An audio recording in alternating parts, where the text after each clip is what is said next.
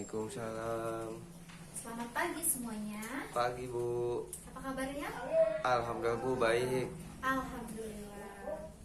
Oke, sebelum pembelajaran dimulai, coba dilihat kanan kirinya.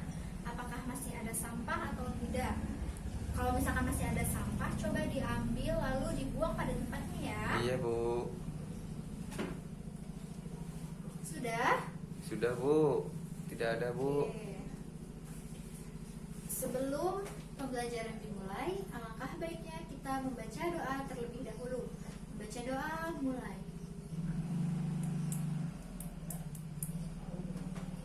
Baca doa selesai. Oke, Ibu akan absen dulu ya. Iya Bu. Muhammad Syahroni, Hadir. Muhammad Raihan, Hadir. Gilang Akbar. Enggak Bu, sakit. Gilang Akbar sakit. Iya Bu, itu suratnya di meja Bu. Oh iya.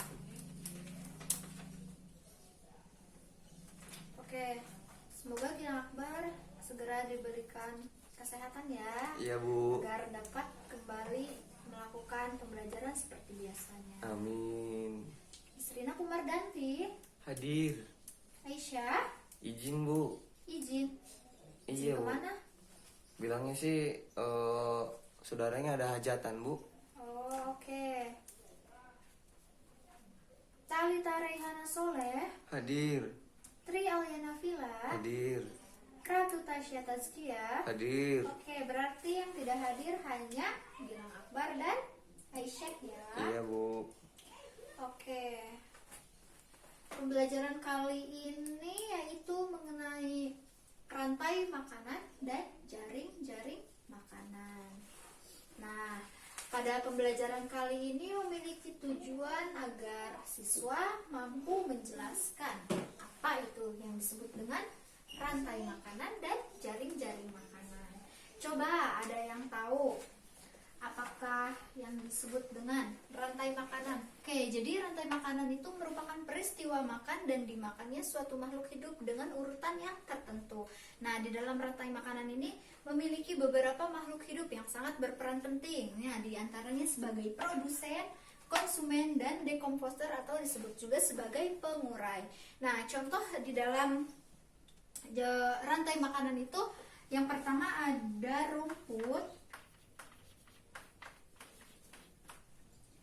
belalang,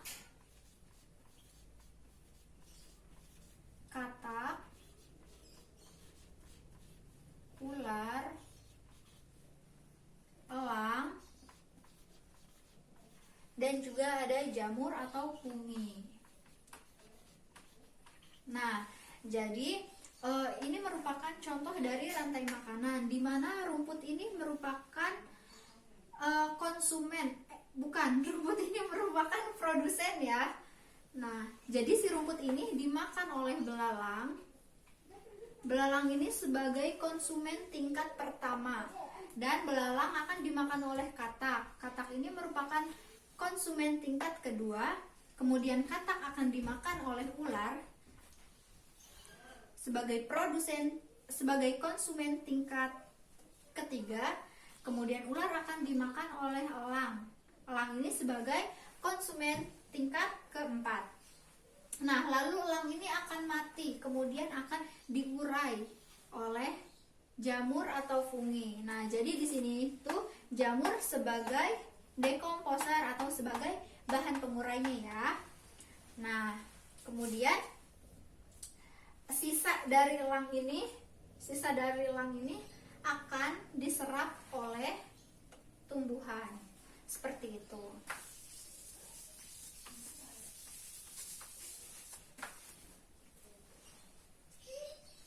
Nah, kemudian rantai makanan ini menjadi aliran energi untuk makhluk hidup yang berasal dari matahari.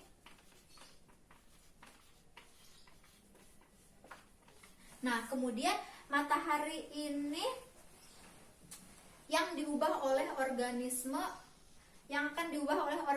autotrof seperti tumbuhan yang akan diurai menjadi bahan kimia untuk daun, batang, bunga, dan buah dan lain sebagainya. Nah, kemudian sementara itu organisme heterotrof atau organisme yang tidak bisa menghasilkan makanan sendiri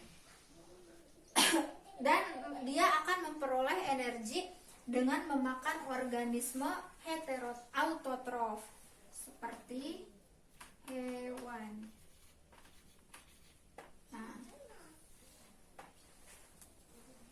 Nah, setelah itu dalam suatu ekosistem ternyata tidak hanya ada satu rantai makanan saja, melainkan ada banyak dari rantai makanan. Nah, dari beberapa rantai makanan ini akan menjadi jaring-jaring makanan seperti itu.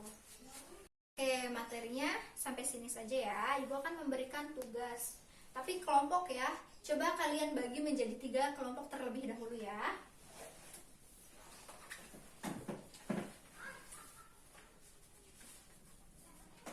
Nah, ini untuk kelompok pertama, kedua, 3. Oke, ibu kasih waktu 5 menit, harus sudah dikumpulkan ya.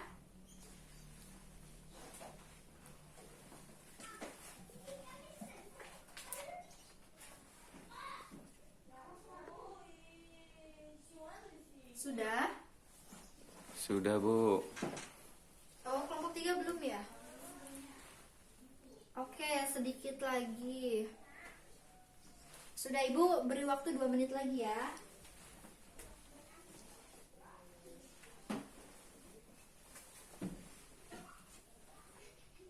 Semuanya sudah? Coba kelompok 1 paparkan hasil diskusi yang sudah kalian lakukan. Coba dibacakan dulu pertanyaannya seperti apa.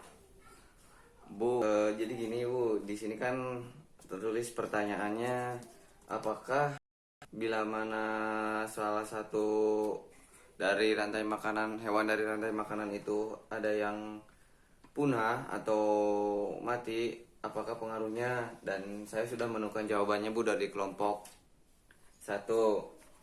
Jadi jawabannya, maka keseimbangan alam akan terganggu karena populasi konsumen hewan yang penuh tersebut merajalelanya hewan yang merupakan mangsa hewan yang punah tersebut akan mempengaruhi kelangsungan hidup makhluk hidup lain, akan terjadi kepunahan pada konsumen yang lainnya. Sekian Bu dari jawaban dari kelompok 1. Terima kasih. Oke, bagus. Iya, betul. Nah, apabila salah satu organisme dari rantai makanan itu mengalami kepunahan, maka keseimbangan alam pun akan terganggu. Nah, jadi mengapa akan terganggu? Nah, misalkan tikus itu mati atau punah, jadi keseimbangan hewan pemangsanya pun akan ikut terganggu. Jadi bisa jadi nanti hewan-hewan yang lainnya pun akan ikut punah seperti itu. Nah, oke. Mungkin pembelajaran kali ini sudah selesai. Coba buka buku paketnya halaman 102. Ibu memberi tugas untuk minggu depan, tolong dikumpulkan ya. Iya Bu. Oke. Pembelajaran kali ini selesai. Mohon maaf bila ada kata-kata atau ucapan ibu yang tidak berkenan di hati kalian, tolong dimaafkan ya. Iya Bu. Kurang lebihnya, Assalamualaikum warahmatullahi wabarakatuh. Waalaikumsalam warahmatullahi wabarakatuh.